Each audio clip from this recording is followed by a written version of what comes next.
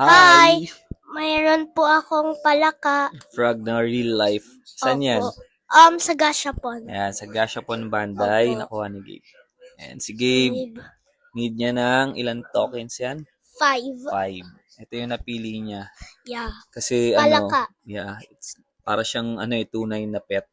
Kasi Opo. na-dead na yung real life fish niya na pet. Opo. Ito yung kapalit. Yeah, that's my new pet. Yes, hindi na ma-dead, no? Yeah, Tapos- immortal pet. Tapos ang ganda ng tsura. Ayan. Opo. Kuha niya na yung Gashapon. He got the brown. Yellow yan eh. Huh? The yellow one. Oh yeah. Iba pa, meron din ng brown, pero yellow yung nakuha ni Gabe. Okay. Ayan, ganda. Ayan Looks po. like a real one. Opo, nagustuhan po ni Gabe. Yes. Ayan, show niya. Ayan, tapos articulated yung mga, Yung mga parts. tsaka yung mouth, no, open. Opo. Parang, yeah.